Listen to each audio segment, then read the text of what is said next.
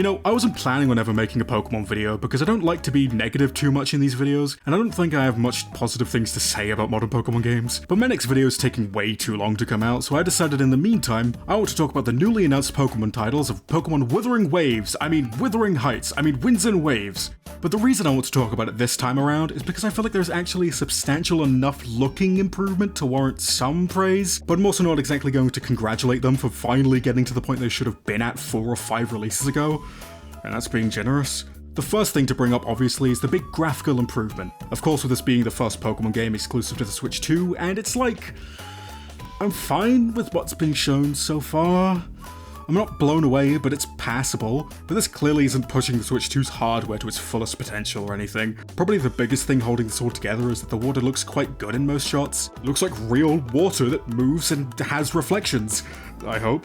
Pokemon don't really interact with it at all, but it looks pleasing. Textures have some improvement, although that's not saying much. And lighting and shadows look a lot better. Seeing the glow off a fire-type Pokemon as they light up the inside of a volcano is great, though some shots look a little washed out, I think. Comparing it to new Pokemon Snap, that game looked far more vibrant, and the Pokemon and world really pop out. But I don't know, you could probably argue that game looks too saturated. I just think some Pokemon in particular look a little desaturated, and the Pokemon usually don't feel like they belong in the environment. Especially Pikachu, they whitewash the shit out of him, my god. So especially this being a more tropical setting, it's a weird tonal shift, but this only seems to be a problem with the older Pokemon designs I've noticed. This shot of the starter trio, for example, graphically looks decent, but overall the visuals so far, it's okay. I'd be able to get by with it as long as it's a good game with a fun world to explore that feels lived in and you actually feel like you have a bond with your Pokemon, then I'd say it's passable. It could look better, but they've also done much worse in the past.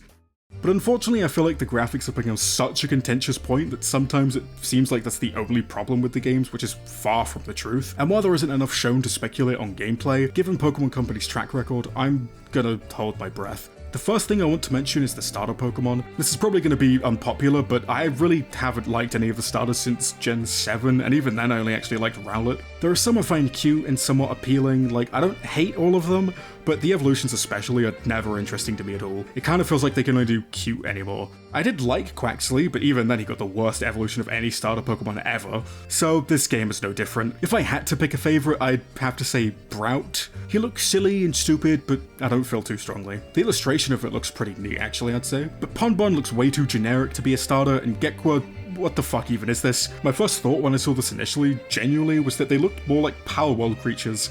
Designs of newer Pokemon as a whole I've never really gelled with, and thought they looked more like Fakemon. I thought maybe it had more to do with me becoming disenfranchised with Pokemon and not enjoying the direction of the series, but there is a clear shift in the art direction for a lot of newer Pokemon. Maybe it has to do with going to 3D, but I didn't feel like this with Gen 6, so maybe there really are just too many Pokemon and they've used up all the good designs.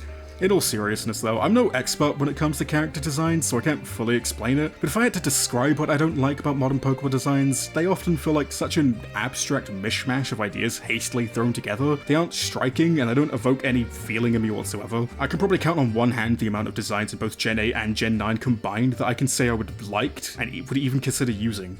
But hey, even if I don't like the new designs, as long as there's a good selection of older Pokemon that are accessible throughout, I could make do. But honestly, the biggest thing that stops me from enjoying modern Pokemon games is just how empty and barren the world feels, and how little effort they put into making it feel like a real adventure with your Pokemon. Legends Arceus felt like just a tech demo with how empty each area was, and with how simplified it made catching Pokemon going forward, it no longer feels special or exciting to catch a new Pokemon. It just feels like I'm checking off a list. And Legends ZA felt like it was trying so hard to convince you that the world was lived in when it just wasn't. There are some colourful characters for sure, but I never felt like I had a whole lot to do or explore, and the city just felt bland to me. I'm trying to remember off the top of my head, so forgive me if I'm wrong, but I can't think of a single time you could enter a building that wasn't story related. Also, I'm not even touching Scarlet and Violet with a 10-foot pole. Ugh.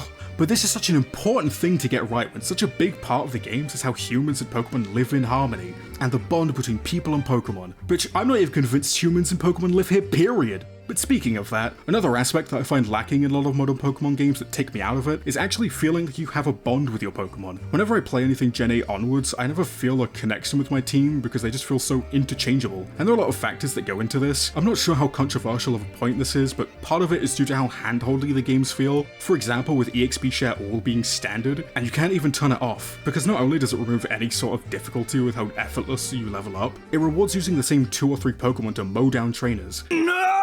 And with it being so rare to encounter a trainer with just 5 Pokemon, let alone 6, your team is barely ever challenged, and that whole adventure aspect is completely gone. Again, it just feels like I'm going through a checklist of what I have to do instead of actually being on an adventure. In the trailer for Winds and Waves, the world does look more interesting than previous games. I like the tropical setting, and I hope to see that explored through a lot of unique biomes, and there are even some shots that I'd say I'm excited to explore. But there's been so little that's been shown, I can't get my hopes up too high. There are still parts of the world that look empty, but I really hope that isn't the case, because as jaded as I am with the state of Pokemon, I do really want it to improve. I still go back and play the old Pokemon games because they're just fun and engaging, which the recent ones have been far from that. My current feelings on the game, there looks to be some good improvements, but I'd have to see more to be convinced. It's Pokemon Company after all, I'd be surprised if they could do more than one thing at once. The graphical improvements aren't massively mind-blowing and still has a long way to go. I'd say it's completely justified to demand more from the biggest gaming franchise. Like, they weren't held back by the Switch 1 hardware and finally they can make the game they want, because there are many Switch 1 games that look better than what's been shown of Winds and Waves so far. It's not to do with hardware limitations. The problem is probably their obsession with pumping out games every year. They probably don't even have the time to optimize it, and Pokemon Company just want to churn out whatever will make them the most money with the least amount of risk. And with how notorious Nintendo and Pokemon Company are with being super anti-consumer, it is kind of frustrating to see people rushing to defend them. Like, if you enjoy the Pokemon games, please don't let anyone take away your enjoyment from the game or tell you what you can or can't like, but people complain about the games for a reason. Unless they have a blue check on Twitter, then they're probably just trying to get engagement. But like, for normal people, they just want it to be better, which is completely valid. That's kind of all I have to say. It's good they're taking steps, but there's still a ways to go, and I don't see that changing unless they drastically change their business model, which, why would they? It's making them so much money. Oh yeah, whatever, I don't really care for the cosplay Pikachus. Why did they give that Pikachu makeup? That's animal cruelty!